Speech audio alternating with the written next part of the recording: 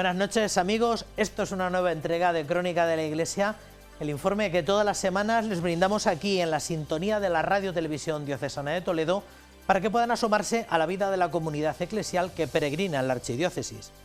Cerramos con esta entrega nuestro mes de mayo, el penúltimo de nuestra temporada televisiva. Y lo hacemos como siempre, ofreciéndoles parte de lo mejor que ha dado nuestra iglesia local, que prepara en estos días su jornada a fin de curso. Esperamos, como siempre, que todo haya quedado de su agrado. Comenzamos.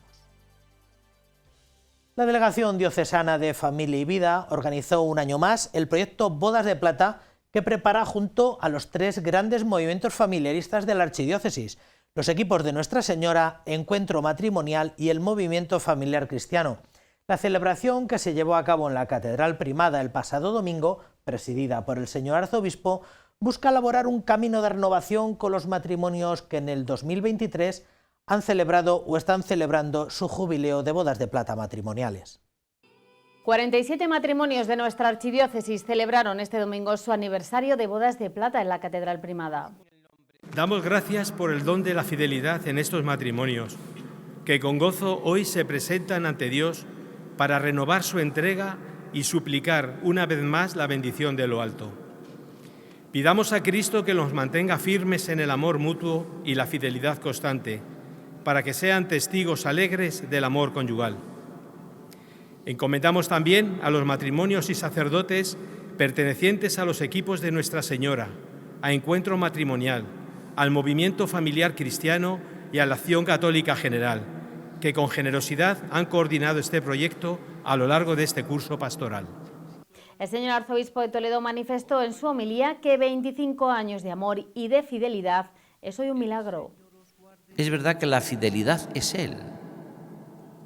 Y es verdad que cuando uno es fiel es porque ha creído en el Dios de lo imposible, que es el único Dios que existe, el Dios de lo imposible. Algo que quizás os parecía a todos imposible, que parecía que no podía resultar, os habéis plantado con 25 años casi sin daros cuenta, formando una familia, queriéndoos de verdad, y a pesar de las dificultades y los problemas, que habrán sido muchísimos, sin embargo, no os han podido. El prelado toledano destacó que el Señor no es un obstáculo en sus vidas, sino más bien lo que hace que sigan caminando juntos. Nuestra vocación ha nacido en una familia. La vida religiosa no se entiende si no es desde el amor de una familia. Y el matrimonio, cuando se vive así, es una gozada. Un laico tiene esta vocación sobre todo de familia y es una vocación que se vive en las entrañas del mundo. Por eso yo cuento con vosotros como arzobispo de Toledo. Contamos con vosotros para todo. Contamos para que sigáis colaborando en vuestras parroquias. Tras la celebración de la Santa Misa, don Francisco Cerro entregó a cada uno de los matrimonios un diploma que acredita su participación en este acto que coordina la Delegación de Familia y Vida.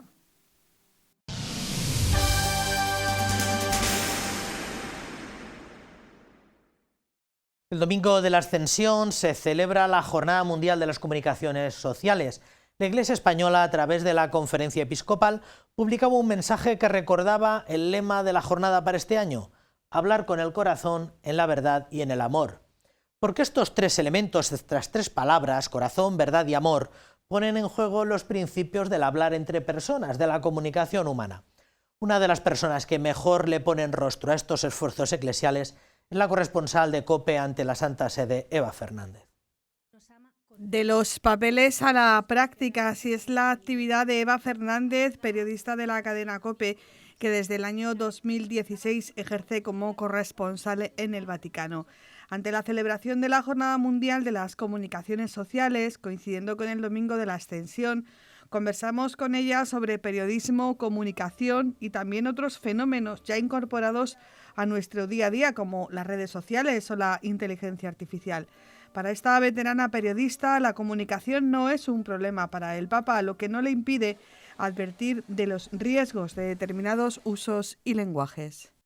Necesitamos, dice el Papa, en el mensaje comunicadores dispuestos a dialogar, utilizando la comunicación que sea, ¿no? Pero dispuestos a dialogar, a comprometerse, a favorecer ese desarme integral del que necesita el mundo y que se esfuercen sobre todo por desmantelar esa psicosis bélica que no solo hablo de la guerra de Ucrania, sino esa especie de búsqueda de guerra que a veces anida en nuestros corazones. Su profesión, auténtica vocación, le ha llevado a acompañar al Papa a numerosos viajes. Es ya conocida su capacidad para sorprender al Santo Padre con regalos y obsequios de los que le hace entrega con el propósito de hacer presente a España y con la vista puesta en un próximo viaje a nuestro país. El Papa tiene mucho cariño a España, ha pensado venir a España. Y el hecho de que no venga no es ni mucho menos que alguien, lo pido por favor, piense, ay, es que no nos quiere, es que no le gustamos, de eso nada. Es simplemente pues que quizás el Espíritu Santo le pide al Papa en estos momentos que vaya a otros destinos más alejados. De momento, el próximo destino del Papa Francisco y su séquito de corresponsales les llevará a Marsella en septiembre de 2023 y desde ahí se irá a Mongolia. Antes, en agosto de este año, visitará el país vecino para participar en la JMJ de Lisboa, a donde acudirá un número importante de jóvenes y no tan jóvenes españoles.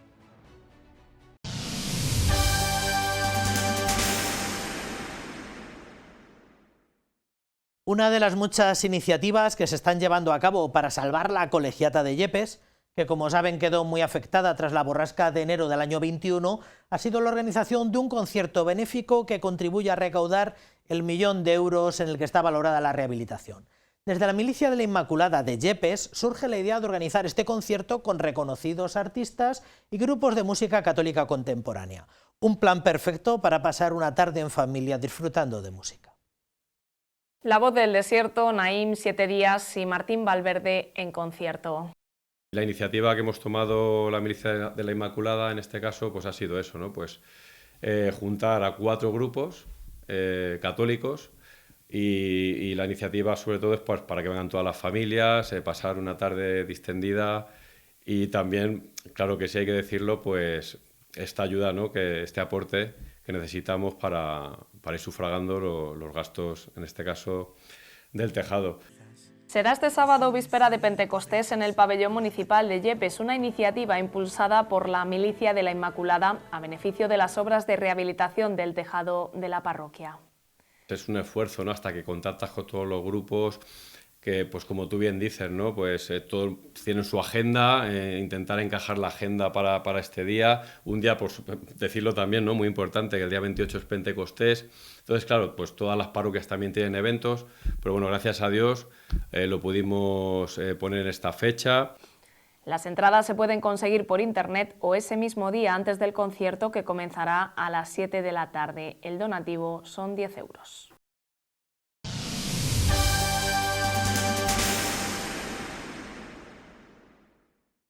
En la solemnidad de Pentecostés, la Iglesia española celebra el Día de la Acción Católica y del Apostolado Seglar.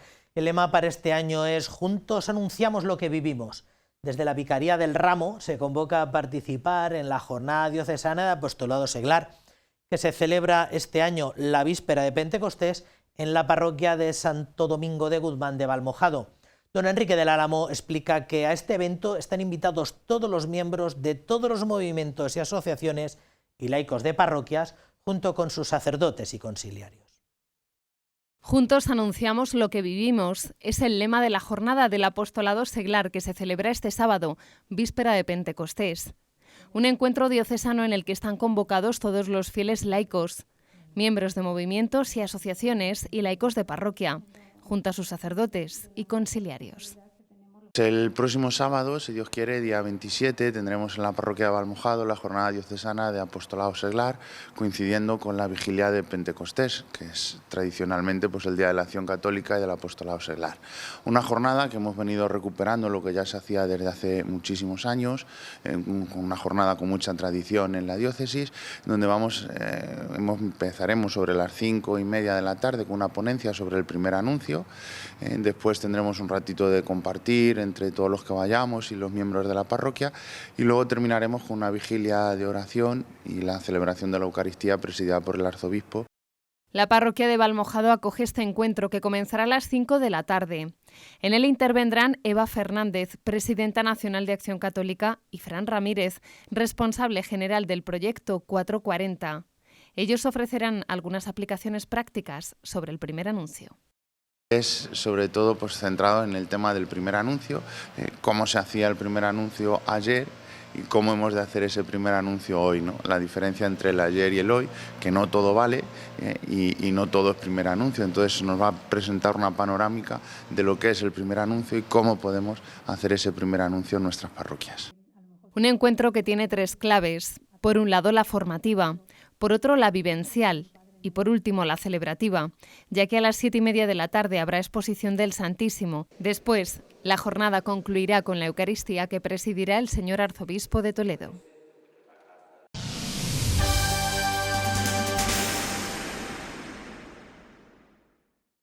Los seises del Colegio de Infantes, que como saben, domingo tras domingo solemnizan el culto en la Catedral Primada, han sido invitados a participar en el exclusivo Festival de Música Sacra del Edicto, que se celebra cada 2 años en la ciudad serbia de Niš. Una cita del 3 al 7 de junio que reúne un elenco de selectos coros de todo el mundo, coincidiendo con la celebración de Pentecostés según el calendario de la Iglesia Ortodoxa Serbia. Los seises serán el primer coro español en participar de este evento internacional. Coincidiendo con la celebración de Pentecostés, según el calendario de la Iglesia Ortodoxa Serbia, se celebra el denominado Festival del Edicto de Niš, desde el 3 al 7 de junio. En esta ciudad nació el emperador Constantino el Grande y de ahí el nombre del festival, recordando el Edicto de Milán, promovido por él, que supuso la libertad de culto para los cristianos. Gracias a su trayectoria, este festival se ha convertido en uno de los más importantes del continente europeo y este año han sido invitados para participar en él la Escolanía de los Seises. Es una oportunidad enorme, maravillosa, porque implica salir al extranjero, que siempre es una motivación. También significa que el hecho de que podamos ir a Serbia es que se reconoce el gran trabajo de los chicos y, por supuesto, juntamos su gran trabajo con la ayuda de gente como Salvador y el apoyo que tenemos desde el colegio por nuestro director, pues todo funciona a la misma maravilla. Y para los chicos es una oportunidad inmejorable de compartir su música con otros coros y de darse a conocer en un país como Serbia.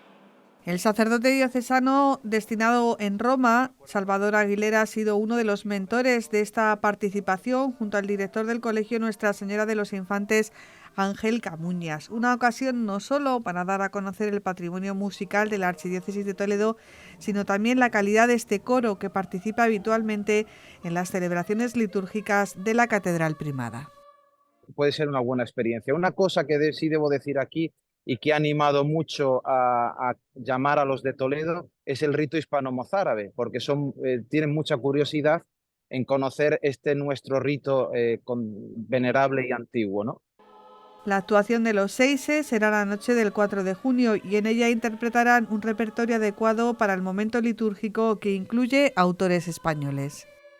Intentaremos aunar polifonía del Renacimiento, en concreto de Cristóbal de Morales, junto con canto llano de tradición hispano-mozárabe, y en concreto nos pedían del Codex Calistinus, aunque Santiago nos pilla lejos de Toledo, pero para ellos no lo ven así, claro, ellos ven que el Codex Calistinus también es cosa nuestra, entonces cantaremos el Dum Pater Familias, que ellos lo conocen, y nada, pues será la marca netamente hispana por nuestra parte. Durante estos últimos años, los seises han centrado sus esfuerzos en el estudio y aprendizaje de las tradiciones musicales de Toledo, como el canto mozárabe, gregoriano, llano, toledano y melódico. Para el culto de la sede primada han sido reconocidos por su labor y serán el primer coro español en participar en este evento internacional.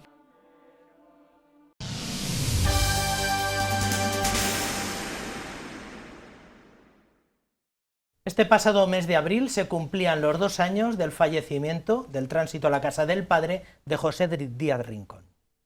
Y como la idea que más me atrae a mí es esa de Jeremías, esa de me sedujiste, Señor, lo titulé de esa forma, pues además que mi vida ha sido de que estoy enamorado de Jesucristo hasta los tuétanos, tengo que decirlo. Y es curioso porque tengo esos 86 años y me dicen, ¿cómo me parece incombustible?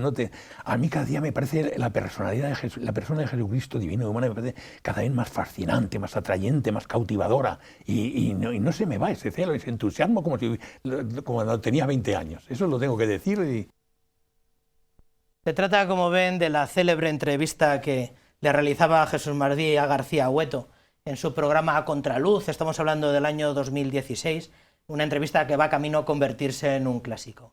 Forma parte del legado audiovisual que nos dejó Pepe Rincón, pero vamos a hablar de todo el legado eclesial, que es mucho más amplio que su participación en esta sintonía, la del canal diocesano. Para hablar de todo ello tenemos esta noche con nosotros a su hijo, a Jesús Manuel Díaz Rincón. Buenas noches, Jesús Manuel. Buenas noches, José María.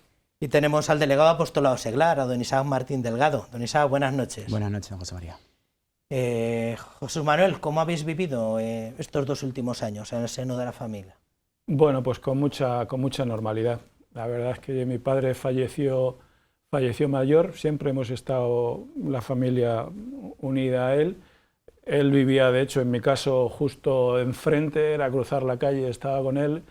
Los últimos años sí que han sido, con el tema de la pandemia, pues un poco más complicados por el tema del aislamiento, y sobre todo lo que sí que nos dolió un poco más fue la forma en que murió él, que al final él, después de tener como una de sus ocupaciones fundamentales durante mucho tiempo, sobre todo cuando él estaba jubilado, era más mayor, tenía más tiempo, que era visitar enfermos, siempre estaba viendo hospitales, gente en casa. Él murió solo prácticamente. Claro. Solo. En la época dura de la pandemia, ¿verdad? Yo siempre digo, es que no sé, me estuve repasando el otro día cosas, el certificado pone a las 8:30 de la mañana. No se enteraron cuando murió, porque él murió por la noche. Y cuando irían, pues Claro. Entonces, pero bien, con mucha normalidad, sabiendo pues que era una vida pues con sus defectos, lógicamente, pero en fin, como muy favorable a la hora de dar el salto, el asalto al cielo, que dirían otros. Muy bien.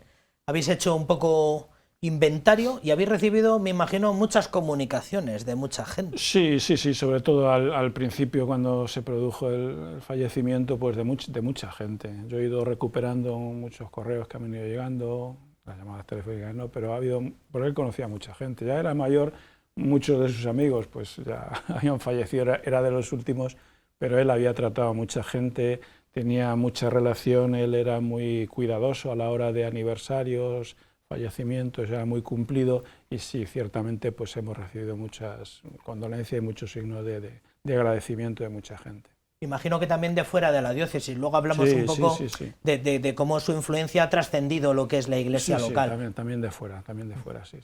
¿Qué es lo que la gente te dice? Tú como hijo, que me imagino que habrás leído cartas, habrás recibido comunicaciones, ¿qué es lo que la gente te comenta? Por los que yo he estado hablando y van comentando y demás, para mucha gente era una persona excepcional. Yo como hijo familiar, pues aunque conocía un poco su faceta, pero siempre le ves de otra forma muy distinta, pero ciertamente cuando ya te vas metiendo un poquito más en lo que ha sido su trayectoria, lo que la gente comenta es que destacaba, como lo hacía don Francisco en la homilía, pues una persona apasionada por Jesucristo, por la Iglesia y por el apostolado asociado, pero durante toda su trayectoria vital. Es decir, no es que al final, durante un tiempo, desde que tenía 10, 12 años hasta que falleció con 91 años, que mantuvo ese ardor de tal forma que era capaz de, ya siendo muy mayor, de estimular a gente joven, hacer en auditorios de gente joven que se movieran, y que decía, oye, pues mira, esta persona, porque era una persona, como dice ahora mucho el Papa también, con parresía, es decir, con pasión, con una forma de comunicar, pues era algo que decía, bueno, esta persona se cree lo que está, evidente, eso saltaba a la vista, y eso lo resalta mucho. Sin duda, hasta el final. Esta entrevista no es la última se le hizo con Chimoreno en el programa Sal y Luz, que se hizo con ocasión de un plan pastoral que hablaba de los mayores, y él fue uno de los muchos mayores que desfilaron por aquí, y ya, hombre, se le veía con 90 años ya en aquella ocasión. Fue la temporada inmediatamente anterior a la pandemia, pero como siempre desprendiendo fervor, ¿no?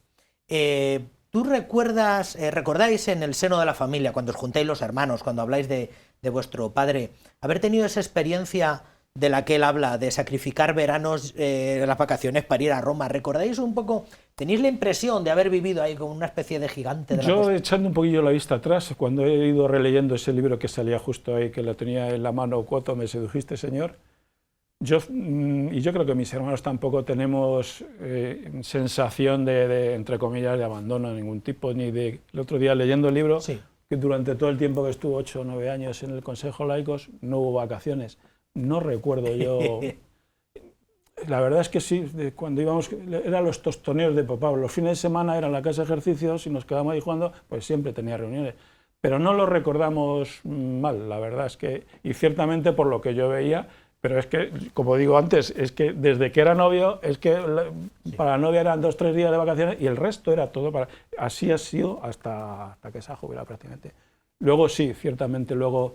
Cuando ya en 70 y alguno ya cayó mal lo que le dio, se fundió el hombre, ya empezó, efectivamente, y ahí sí ya tengo yo recuerdo de que ya íbamos a vacaciones, ciertamente, en casas religiosas siempre. Me acuerdo una concretamente en Cádiz, pues, porque ya le recomendaron a él que se tomara vacaciones, que el mar y tal, porque realmente acabó quebrado, precisamente por cuestiones de la Iglesia, no familiares, que me imagino que algún problema le daríamos, pero sus problemas realmente gordos eran siempre por cuestiones de esas. Yo sí le decía a don Francisco cuando hablábamos un poquito de esto, que para mí la persona verdaderamente ejemplar, y mi padre lo es ciertamente en muchos aspectos, pero era mi madre. Sí, hombre, mi madre sí hubiera tenido mucho que contar y no nos contaba tampoco gran cosa. Ella lo iba viviendo, pero la persona ejemplar... para mí es mi madre. Él hablaba del sacrificio de su esposa, con 3 mayores en casa, estaba claro, con toda la chavalería y el claro... Ya te digo, y temporadas y temporadas, vamos, pero que no, al menos de lo que hayamos comentado mis hermanos, yo personalmente no tienen ninguna especie de trauma ni nada, pues a lo mejor precisamente por esa labor que hizo para completar lo que no podía hacer mi padre, que hiciera mi madre, pero en absoluto... No tengo nada para nada. El otro día, fíjate, con motivo del centenario que se va a celebrar del seminario menor, mi padre pues estaba un poco al hombre a sus cosas, ¿no? pero tenía sentido común y él iba llevando las cosas y tuvo la buena idea de que tanto mi hermano como yo, desde quinto, sexto, no fuéramos al seminario menor. Pero no internos, medio pensionistas, de tal forma que un barrio que estábamos en Corea era un poco complicado y nos quitó un poquito de en medio. Y la verdad para nosotros, por lo menos para mí, aquello fue fundamental y eso fue una decisión directa de mi padre, que a lo mejor, bueno, pues le echaríamos de menos en algún momento, yo no tengo esa, pero hubo cosas que fueron esenciales para mí en mi vida, eso me marcó. Estáis haciendo inventario de escritos, Sí, en eso estamos un poco recogiendo del TEL todo lo que tenía, y son varias cajas, yo ya le he hecho un primer repaso, hace falta darle otro más. Y luego sí tenemos intención, ahora lo irá comentando también Isaac, de ir viendo, entrevistando gente, y ya lo poquito que he hecho yo es realmente impresionante, pues ciertamente, toda la tarea, el trabajo, la imagen que ha dejado de persona trabajadora, seria, responsable, enamorada, pues, y te vas, yo... Ciertamente, ya te digo que hemos empezado ahora mismo, no dejo de sorprenderme, porque son cosas que, hombre, más o menos las has oído, las vas leyendo, pero no las tenías así de vis a vis, ¿no? Antes de que don Isaac nos hable de este grupo de estudio o de qué figura jurídica habéis elegido para dar un poco, para sostener todo este legado, has encontrado muchas cosas escritas. Él en sus entrevistas, cuando se habla de sus alocuciones, intervenciones y demás, asegura fiarse mucho de la memoria y de llevarlo todo como muy ordenado en la cabeza y de escribir poco. ¿Era de escribir tu padre? Sí, aparte del libro es que tiene algunos apuntes más, pero de escribir no. Lo que sí hacía y mucho, y la gente, eso de las cosas que mejor recuerda, era escribir como tarjetitas con motivo de onomásticas. El otro día estuvimos con un señor de Valmojado, que le conoció él en uno de los muchos cursillos de cristiandad que dio, y decía que todos los... Era Antonio, pues en San Antonio siempre. Igual que ese Antonio, pues todos con gente y fallecimientos, a veces amigos de familiares, la madre de un amigo mío, de Alfredo, precisamente, guardan como oro en paño la tarjeta que con motivo del fallecimiento del padre Alfredo escribió a mi padre, el mismo don César. Entonces, cuando le ordena, se lo guarda como... Y mucha gente lo tiene, y yo a todos los poquitos que he ido hablando ahora eso, les voy diciendo que por favor que se lo guarden. Con Justo Romeral, el otro día que estuve, eso lo tiene, porque él escribía y era mucho de... Sí. Don Isaac, para sostener, para guardar y para poner a la vista de todos el legado, ¿qué se ha creado? Pues de momento hemos creado un grupo de trabajo, yo creo que podríamos definirlo así. Es verdad que cuando fallece Pepe Rincón, a su hijo Jesús Manuel, pero también a Paco Cano como presidente de Acción Católica, a mí como delegado de Apostolado Seglar, desde distintos sitios, pues se nos plantea la posibilidad de, oye, ¿habéis pensado en un eventual proceso de beatificación? La figura de Pepe Rincón lo merece, ha sido un hombre excepcional, entregado a la Iglesia, apasionado de Jesucristo, como hemos podido ver en el vídeo inicial. Y bueno, pues en conversación con don Francisco, pues él de alguna manera nos ha animado a ello, ¿no? No tiene ninguna personalidad jurídica de momento, es simplemente un grupo de personas que hemos conocido a Pepe Rincón, esta es nuestra nota común, que tenemos alguna responsabilidad, algún servicio eclesial y que lo que pues estamos haciendo simplemente es dar los primeros pasos. Efectivamente, conservar ese legado, tratar de recoger cuantos más testimonios mejor, porque muchas de estas personas son mayores y por tanto algún día no estarán entre nosotros, y a partir de ahí, pues Dios dirá, iremos viendo efectivamente pues qué pasos habrá que seguir. Pero de momento es un grupo muy informal para empezar a descubrir ese legado. Lo decía Jesús Manuel ahora mismo, o sea, ni él mismo, que es su hijo, sabe cuánto puede haber ahí, ¿no? O cuántas personas tienen cosas de Pepe. Yo, por ejemplo, conservo también como oro en paño todos sus tarjetones, ¿no? No solo me acordaba, según estaba hablando él, de uno de los últimos encargos que le hicimos, con motivo del Congreso de Laicos, le pedimos que hiciera una panorámica general de lo que había supuesto la evolución del laicado desde el Concilio Vaticano II hasta el momento presente. Y esto que él escribió, unas 20 páginas mecanografiadas, tenemos el original. La biografía la hiciste tú, yo creo que lo escribió, tú lo vas a este ordenador, él lo escribió a máquina. Formaron parte de los documentos de referencia para elaborar las ponencias del Congreso de Laico. Entonces, claro, estos son documentos que están ahí, que seguramente pues no se conocen, y de alguna manera de lo que se trata es de ver lo que hay, de seguir descubriendo la figura de Pepe Rincón, y a partir de ahí, pues si hay causa, pues abrir eventualmente un proceso de beatificación a nivel diocesano. De manera que, como tenemos en el imaginario instituciones como la Fundación José Rivera, esto no es una fundación. Esto no es una fundación de momento, es algo muy informal, muy sencillo, es un primer paso y Dios proveerá, iremos viendo. Y para los que tengan también en la retina lo de Antonio Rivera, por poner otro ejemplo, esto todavía no es un proceso canónico, claro, en el caso, con postuladores, vicepostuladores, ni con cosas de estas. En el caso de Antonio Rivera es un proceso que ya está en Roma, se ha cerrado la fase diocesana. En el caso de don José Rivera están declaradas sus virtudes, por tanto ahí ya sí que ha habido procesos formales, jurídicos, de beatificación. Esto es un como un paso paso anterior incluso, efectivamente, ¿no? O sea, que no podemos olvidar que hasta que no transcurran 5 años no se puede abrir formalmente un proceso de beatificación. Con lo cual, es empezar a predisponerse para eventualmente, si vemos que efectivamente hay razones fundadas, pues, y así lo entiende efectivamente nuestro arzobispo, abrir un proceso de beatificación. Es un paso anterior incluso al de una fundación, que será un poco como el soporte jurídico para elaborar todo lo demás. ¿Desde cuándo viene funcionando esto?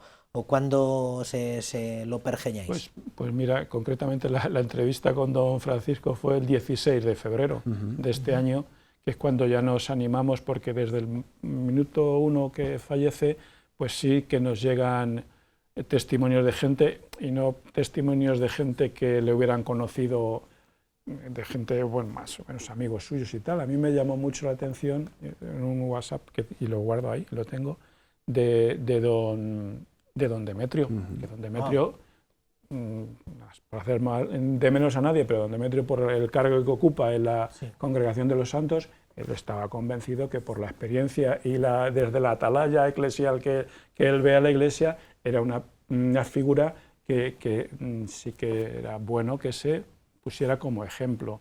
el mismo don Francisco, cada vez que yo me cruzaba con él o con alguno de mis hijos, siempre nos insistía. Entonces, yo ciertamente sí que me he ido resistiendo un poco, pues porque no sé por qué, bueno, yo qué sé, sí, ciertamente. Sí, es comprensible. Pero ya sí que Isaac, por otro lado, estaba también Paco Cano, varios amigos, y al final dijimos, pues mira, fuimos a hablar con don Francisco, y don Francisco, pues, absolutamente entusiasmado con él, porque era, además que tenía muy buena relación con mi padre también, don Francisco, y nos animaba mucho, y pues eso, pues para ir recogiendo documentación, ordenando un poquito los papeles, entrevistas, una pequeña biografía que podamos ir pensando, en fin, que se pueden ir dando pasos, como muy bien decía Isaac, hasta que transcurran 5 años, que decimos, oye, seguimos, no se sigue, bueno, pues Dios proveerá.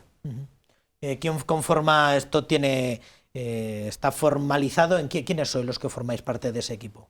Pues está, por supuesto, el vicario de Laicos, Familia y Vida, don Enrique del Álamo. En mi caso estoy yo como delegado de Apostolado Seglar, Francisco Cano como presidente de Acción Católica, Carlos Sancho como una persona pues, que lo conoció, Isabel también, militante de Acción Católica en ambos casos. Pepe y yo. Pepe Salinero, que también es militante de Acción Católica, además tiene la experiencia de la causa de beatificación de Antonio, y Jesús Manuel como militante de Acción Católica y como hijo, que yo creo que es una figura muy importante, porque es verdad que, como él señalaba antes, claro, nadie mejor que un hijo, ¿no? O alguien cercano a la familia para conocer al padre, ¿no? Y por tanto, yo creo que esto hace que este estudio, que este análisis que estamos haciendo sea mucho más objetivo, ¿no? Porque esa visión, ¿no? De otra Por eso faceta, le decía que es muy comprensivo ese pudor un poco de hijo, de ¿qué voy a decir yo de mi padre, ¿no? Por eso parece que traerse gente un poco más con cierta distancia. No, pero yo creo que esa visión cercana es importante en el doble sentido, ¿no? También porque seguramente las eventuales carencias que pudiera tener Pepe las ha vivido él como hijo, y esto es bueno que también esté ahí, ¿no? A veces que tendemos a pensar que un santo es alguien inmaculado, impoluto, que no ha tenido ninguna falta. Pues no, si esto fuera así, nadie sería beatificado, ¿no? Y bueno, de lo que se trata yo creo que es precisamente de esto, ¿no? De hacer un análisis objetivo, de ver qué hay, de seguir descubriendo la figura. Yo creo que está fuera de toda duda que Pepe Rincón es un modelo de vivencia de la vocación laical, de integración en el apostolado asociado, de entrega a la Iglesia, de pasión por Jesucristo, y también, yo creo, de padre, de marido, y por tanto, bueno, pues el mero hecho de seguir manteniendo pues su recuerdo vivo es algo que merece la pena en sí mismo. Y lo demás, pues ya se verá. Isaac, ¿cuándo recuerdas tú haber conocido a Pepe Rincón? Pues me acuerdo perfectamente. Fue en julio del 97. En aquel momento don Francisco Álvarez había anunciado públicamente su decisión de promover la constitución de los jóvenes de Acción Católica en la archidiócesis, y hizo un llamamiento a todas las parroquias, y bueno, pues entre otras la mía, la parroquia San Juan Evangelista de Sonseca, respondió a esa llamada, y hubo un primer encuentro de verano en San Pablo de los Montes, y recuerdo, bueno, pues que allí nos congregamos un grupo de personas, muchos de ellos después, en el año 99, daríamos el primer paso a la militancia en el Seminario Mayor, un 22 de mayo, y bueno, pues en ese encuentro fue un encuentro verdaderamente impactante en general, ¿no?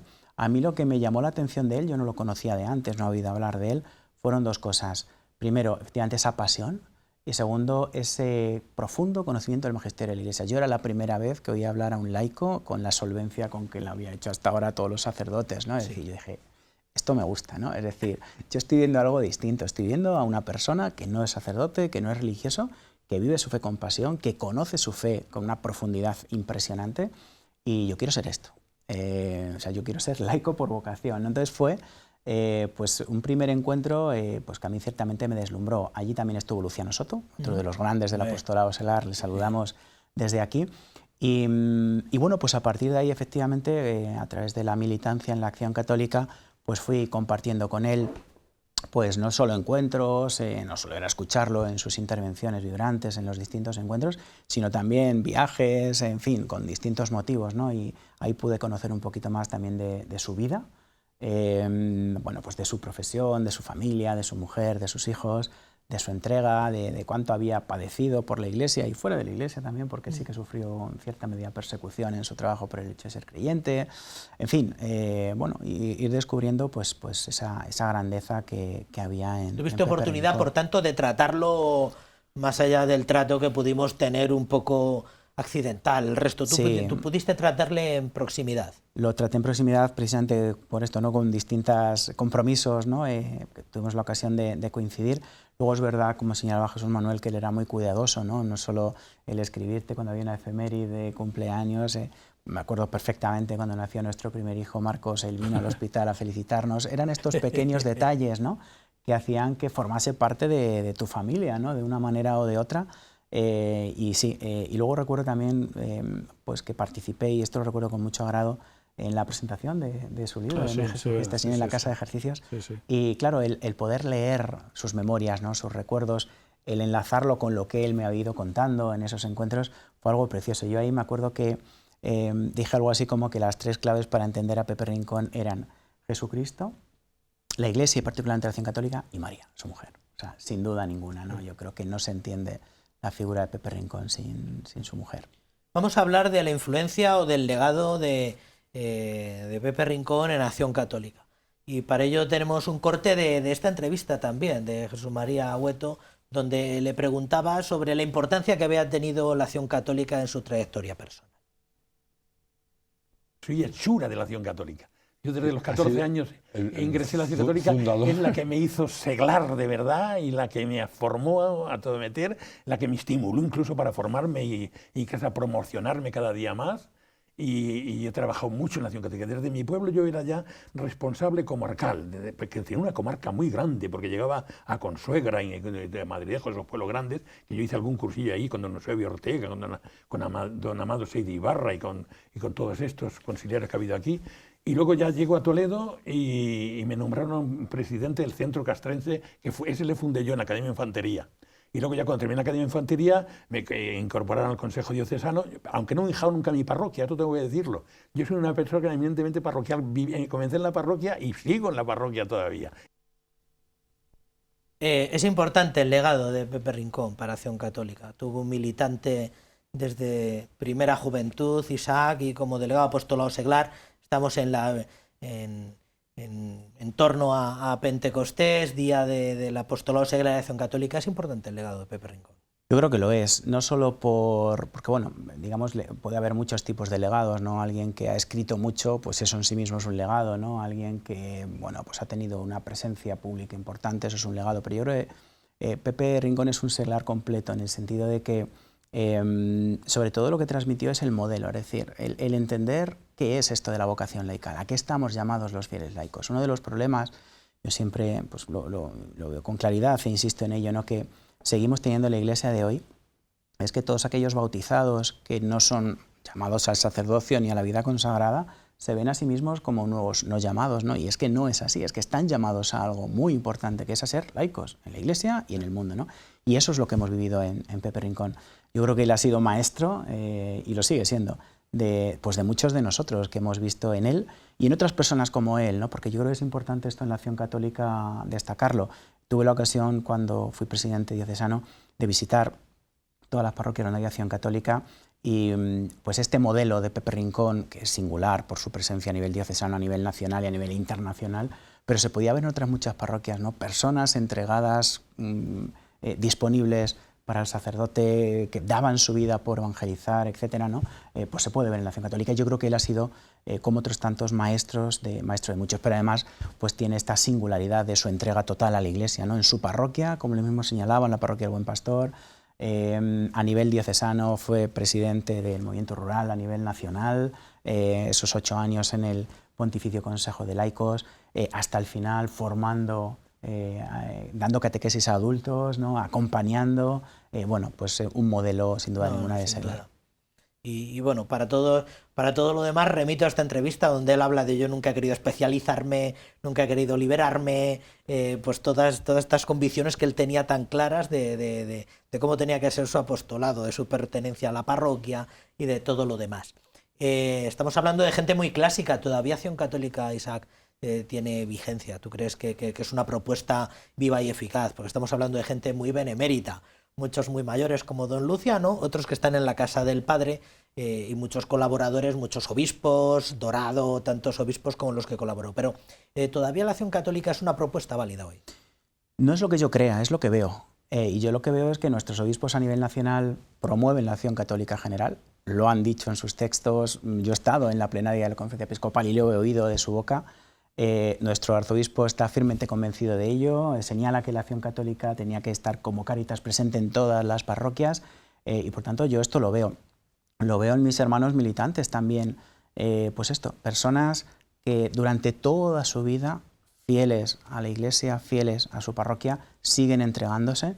A mí me impactó en esas visitas a las distintas parroquias cómo los párrocos siempre señalaban la importancia de esas personas que están ahí, que a veces las despreciamos porque las vemos como personas mayores, que parece que no hacen nada, y dicen, es que son los únicos que responden siempre a mi llamada para lo que sea, ¿no? Y sé que van a estar ahí.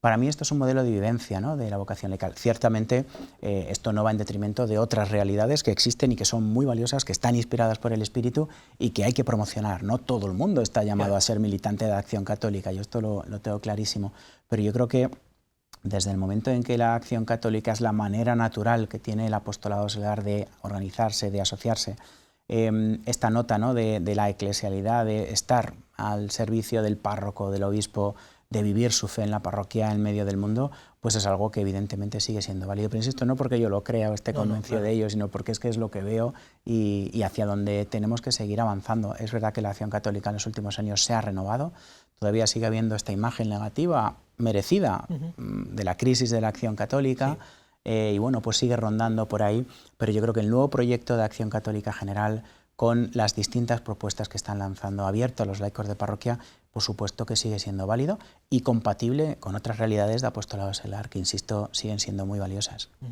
Y bueno, también la Iglesia ha cambiado, ¿no? También me refiero que en espiritualidades nuevas, en nuevas maneras de rezar, en nuevas maneras de llevar a cabo los encuentros. Entonces, bueno, pues la acción católica también me imagino que también tiene que reacomodar pues ese tratar de ser fermento en este momento.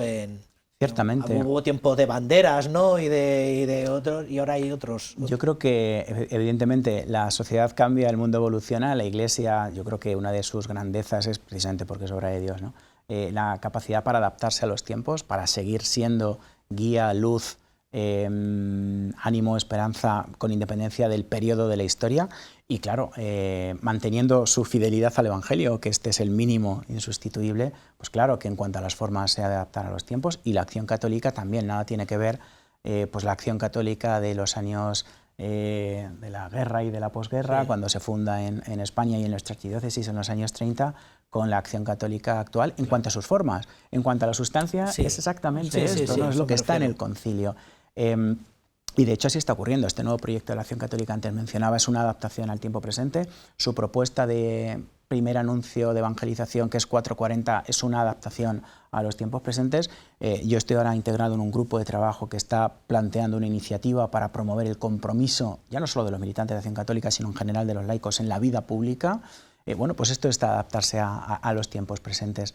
Entonces sí, sigue siendo una propuesta válida. Yo creo que aquí está la clave, ¿no? Cada generación de creyentes tiene la misión de edificar la Iglesia, es decir, de construirla en el tiempo actual, y particularmente la acción católica también está llamada a esta misión y yo creo que lo está haciendo. Por lo menos ha sido la cuna donde se han gestado los mejores testimonios de apostolado seglar. No solamente en nuestra diócesis, hablamos de Rincón, otras veces nos hemos hablado aquí de Rivera, del joven Rivera, pero fuera de también Lolo y tantos otros que en Acción Católica han descubierto un poco a lo que Dios les llamaba, ¿no? Por lo menos ha gestado los mejores testimonios de apostolado seglar. Jesús Manuel, ¿cómo contactar con el grupo este de estudio? Para gente que nos esté viendo y que diga, pues yo tengo un manuscrito, yo tengo un recuerdo, yo te puedo hacer llegar, o me gustaría poner por escrito, grabar un audio donde explicara algunos recuerdos. Bueno, pues como decía Isaac, ahora mismo no estructurado, no hay prácticamente, es decir, no tenemos página web. Ni no tenéis un correo de Gmail todavía. Y la forma de contactar es contactar con Isaac, contactar conmigo, correo electrónico, teléfono, el mío rinconmuelas@gmail.com. Pero vamos, que rápidamente nos localizan, tanto a Isaac como a través de Quique del Álamo.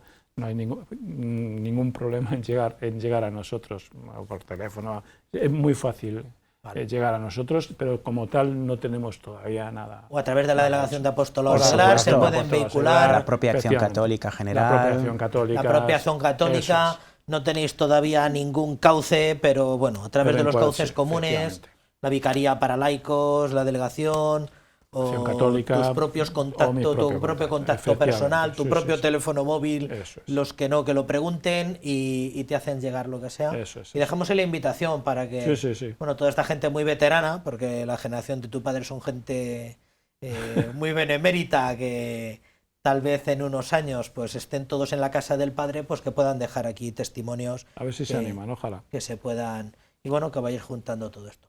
Pues muchísimas gracias a los dos, Jesús Manuel, muchas gracias Isaac, por acercarnos pues la figura de Pepe Rincón y la figura o el testimonio de lo que es el apostolado seglar. Muchísimas gracias. Muy bien, gracias.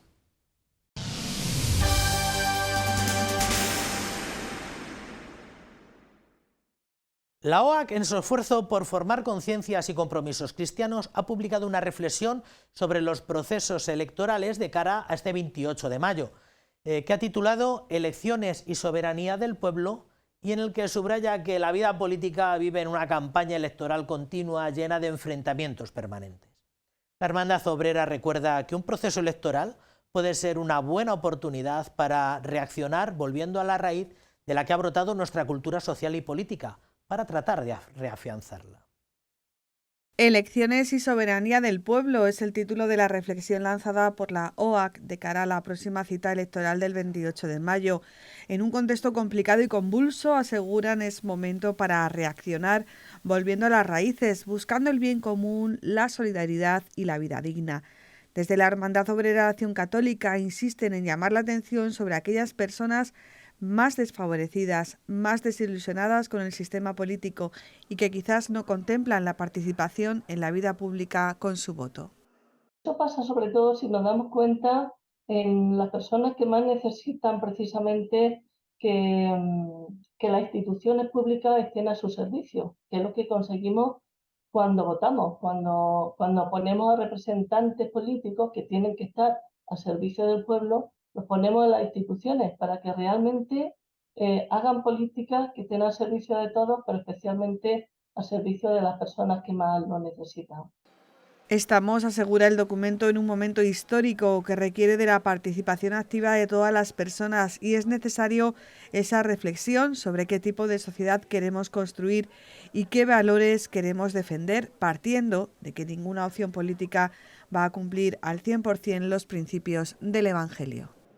Que defienden el bien común, que defienden la solidaridad, que defienden el que se trabaje por unas condiciones de vida digna, son programas que tenemos que mirar los cristianos como programas en los que tenemos que involucrarnos. Nunca vamos a tener el programa político idóneo, pero no se trata de eso. Se trata de que realmente trabajemos desde dentro de las instituciones para hacer que la política esté al servicio de todos. El texto asegura que la política es una noble actividad que busca el bien común y que los políticos deben estar al servicio del pueblo, metiéndose en los zapatos de los más empobrecidos para mejorar las condiciones de vida y trabajo. Citando Evangelii Gaudium, recuerda que servir al pueblo es una altísima vocación, es una de las formas más preciosas de la caridad porque busca el bien común.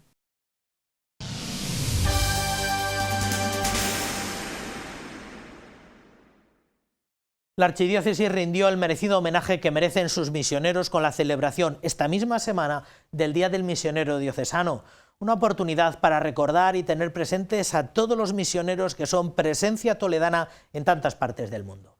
Este año se eligió la parroquia Santa María Benquerencia y muy al estilo del año pasado comenzó con una vigilia oracional. Tras los testimonios misionales tuvo lugar una Eucaristía muy concelebrada presidida por el señor arzobispo. La parroquia de Santa María de Benquerencia acogió este jueves la celebración del Día del Misionero Diocesano, que pudieron disfrutar en directo a través de Radio Santa María de Toledo y Canal Diocesano de Televisión. El señor arzobispo de Toledo presidió la Santa Misa, en la que concelebraron el obispo de Cienfuegos, don Domingo Oropesa, el obispo de San Roque, don Hugo Nicolás Bárbaro, y el arzobispo emérito de Toledo, don Braulio Rodríguez Plaza. Don Francisco Cerro Chávez comenzó su homilía asegurando que tenemos que dar gracias al Señor porque Toledo es una diócesis misionera. Una diócesis que no es misionera no tiene futuro. Fijaros lo que os digo, no tiene futuro. ¿Por qué? Porque Dios no bendice. Dios solo bendice donde hay caminos de evangelización, como estamos celebrando, donde se sale a anunciar el Evangelio y donde no nos quedamos mirándonos el ombligo toda la vida. El encuentro comenzó con una vigilia de oración en la que algunos sacerdotes misioneros ofrecieron su testimonio. Ante esto, el señor arzobispo de Toledo animó a todos a conocer y vivir la misión, porque a la Iglesia, que es generosa, Dios la bendice abundantemente. Es importante también que descubramos a los laicos, también a la vida consagrada, por supuesto a los sacerdotes, incluso la experiencia de los seminaristas, que vayan a misiones. No es lo mismo ir allí y estar y ver y comprobar, porque a decir, bueno, pues lo sé todo de oída.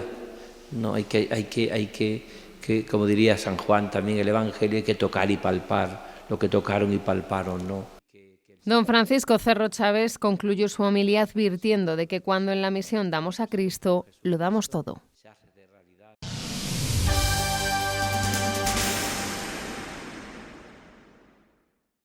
A punto de cerrar el mes de mayo, recordamos que lo iniciamos contemplando a San José como trabajador, como obrero, como artesano. Y lo hicimos de la mano de Pilar Gordillo, que nos ayudó a través de la exposición San José, esposo, padre, santo, a repasar la figura del patriarca. No queríamos acabar el mes de María sin recordar que la presencia de la Madre de Dios es muy patente en muchos de los espacios de la muestra, desde los mismos desposorios de los padres de Cristo. Todavía podrán verla, la exposición, hasta el próximo 19 de junio. Mes de mayo, mes de las flores y mes de la Virgen. A ella la rezamos y nos encomendamos de manera especial en estos días. Y ella también aparece en esta exposición sobre San José, con un papel destacado en su vida. La Virgen modeló el corazón de San José. La Virgen aparece como la Inmaculada Concepción desde el momento de la boda, con sus estrellas, sus 12 estrellas en la corona, vestida reluciente, deslumbrante. ¿Cómo no sería de excepcional que el sacerdote tuvo que ponerse en oración para que Dios le iluminara quién era el elegido para ella? ¿Qué compañero podía ser digno de acompañar a esta Virgen tan especial, a esta doncella tan excepcional que contagiaba santidad donde iba? Como esposa y madre, así encontramos a la Virgen en las obras de esta exposición, porque la vida de San José no se entiende sin ella. La vemos gestando a su bebé, esperando ese nacimiento, la vemos adorándole el día del nacimiento, el día de la Natividad, incluso consolando, sospechamos a San José por esa humillación de solo encontrar un pesebre maloliento, un lugar tan humillante, por haberse cerrado las puertas. Entonces ella está entregada, supliendo la carencia material con un amor, con una, embelesamiento en su rostro, con sus manos en el pecho, diciendo te quiero, te adoro con todo mi corazón. La Virgen María, Madre de Jesús, por la gracia divina aprende a ser madre, al lado de San José. La vemos también cuidando de ese niño, con todo detalle, enseñándole a andar o entregándonoslo, porque abre los pañales, nos lo ofrece ya desde el principio, por supuesto arropándole para dormir como buena madre. O sea, todos esos detalles de maternos, de amorosos, ¿no? Son los que vamos contemplando. En la huida a Egipto pues se cae lo de los pañales, cuando está agotada de cansancio, pues ha desplomado, está digamos derrengada, pero San José sigue velando, sigue cuidándola, ¿no? Y por supuesto la Virgen María cuidó y protegió a San José al final de su vida, tal y como él mismo hizo antes con ella y con el niño. Y al final acompañando a su esposo en el momento de su muerte, como dolorosa, porque se va su compañero de vida, ¿verdad? Pero hasta el último momento pues ha intentado consolarle, cuidarle como buena esposa y bueno, pues recibiendo las palabras de esperanza de su hijo. La exposición San José, esposo, padre, santo, permanece abierta todos los días de la semana, con un amplio horario de domingo a jueves de 11 a 7 y viernes y sábado de 11 a 9. La sala de exposiciones del Arzobispado de Toledo acoge esta muestra, que estará abierta hasta el 19 de junio.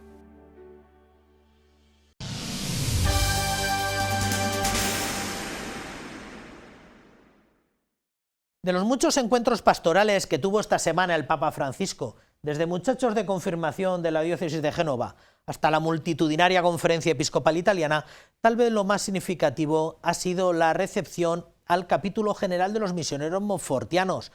No muy conocidos en España, esta congregación, fundada por el sacerdote francés San Luis María Grignon de Montfort, se desempeña en las misiones de evangelización y la educación cristiana en todo el mundo bajo la protección de María.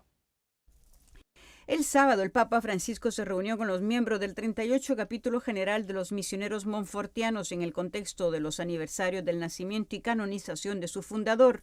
Recordó su carisma y habló del provincial de los misioneros, el padre Olivier Méry. Su generosidad y valentía le costaron la vida. El tema que eligieron para el capítulo, atreverse a arriesgar por Dios y por la humanidad, nuestra fidelidad creativa. Recordando los valores que animaban a San Luis María Griñón de Montfort al comienzo de su historia, el Papa dijo que vivió en una época marcada por retos exigentes para la Iglesia y la sociedad, llamada época de racionalistas y libertinos y al mismo tiempo cuna del jansenismo.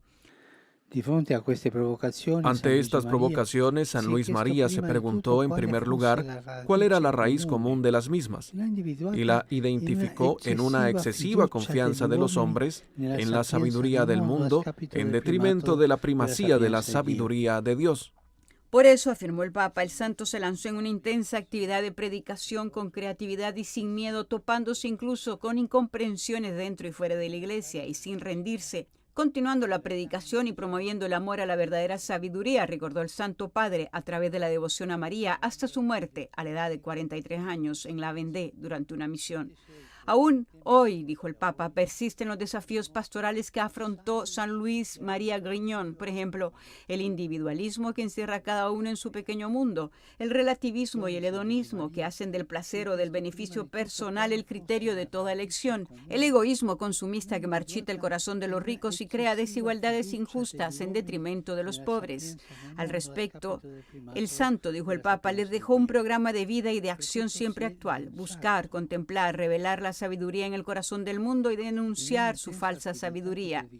Siguiendo el ejemplo y con la ayuda de María, por medio de la acogida, la ternura y la internacionalidad, característica de la orden, la multiculturalidad y el diálogo intergeneracional. Al respecto, Francisco les pidió que la atesoren, que la cultiven y la difundan con su testimonio.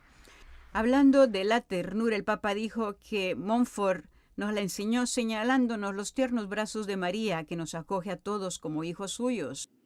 Lasciatevi stringere dal suo abbraccio materno e con la stessa tenerezza abbracciate. Déjate abrazar por su brazo maternal y con la misma ternura abraza a los demás. Solo así podrán sacar y compartir lo mejor de cada uno de ellos. Y a la luz de ese compartir, a discernir lo que el Señor les pide para su futuro. A discernere ciò che il Signore vi chiede per il vostro futuro. Y hablando del padre Olivier Méry, misionero montfortiano que murió por haber acogido en la comunidad a un hombre que se había equivocado, una persona problemática a la que sin embargo quiso dar un techo y una esperanza de futuro, Francisco dijo que su generosidad y valentía le costaron la vida por un gesto loco e inexplicable. Invitó a todos a atesorar su ejemplo, acogió a un hermano perdonando su pasado y abrazándolo sin hacer cálculos, queriendo solo darle amor, con ternura maternal. Necesitamos tanto aprender a amar así, crecer en este amor, dijo Francisco.